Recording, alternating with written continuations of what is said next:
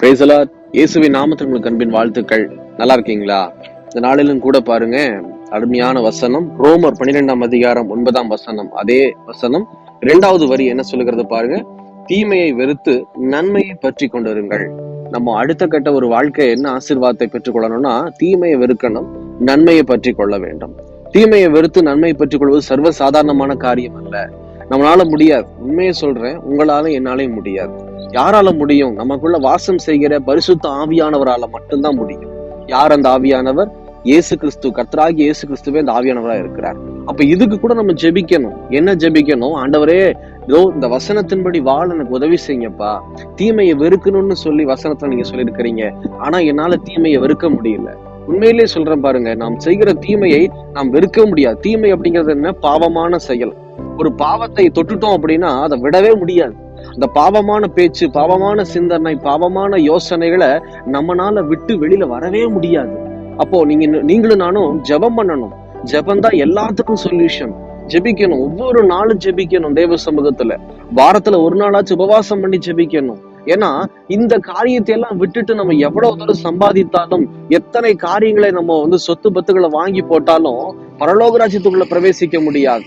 கடைசியில நமக்கு இந்த 6 அடி நிலம் தான் சொந்தமா இருக்குமே தவிர, நம்முடைய ஆத்துமா, நம்முடைய ஆவி பரலோகத்துக்குள்ள பிரவேசிக்கவே முடியாது. தேவன் சொல்லுகிறார், வசனத்தின்படி வாழ வேண்டும்.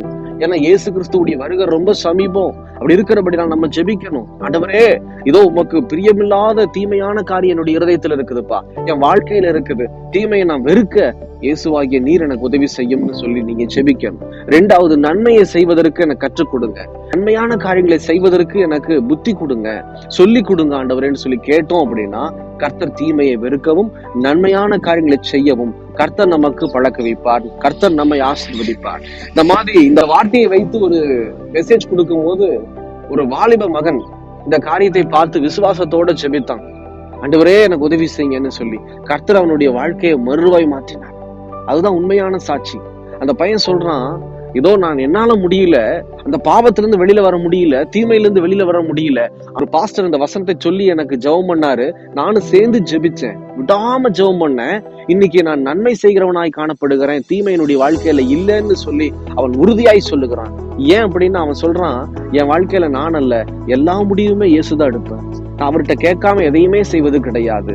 அதுதான் நன்மையான காரியம். இன்னைக்கு நீங்களும் கூட இந்த காரியத்தை ஒப்பு கொடுத்து பாருங்க. தேவன் அந்த வாலிபனை தொட்டது போல உங்களையும் என்னையும் தொட்டு ஆசீர்வதித்து பரலோக ராஜ்யத்துக்குள்ள பிரவேசிக்க கர்த்தர் நமக்கு உதவி செய்வார். ஜெபிக்கலாமா? கண்களை மூடி. எங்களை நேசிக்கிற நல்ல ஆண்டவரே, இந்த வேளையில சொல்லப்பட்ட அந்த வசனத்தின்படி தீமையை வெறுக்கவும் நன்மையை பின்பற்றி கொள்ளவும் எங்களால முடியலப்பா, ஆனா எங்களுக்குள்ள வாசம் செய்கிற உம்மால கூடும் ஆண்டவரே. நீர் எங்களுக்கு உதவி செய்து ஆண்டவரே இந்த வசனத்தின்படி வாழ உதவி செய்யப்பா, கிருபை பாராட்டுங்கன்னு சொல்லி ஒப்பு கொடுக்கிற பிள்ளைகளை கண்ணோக்கி பார்த்து கர்த்தர் ஆசீர்வதிப்பீராக.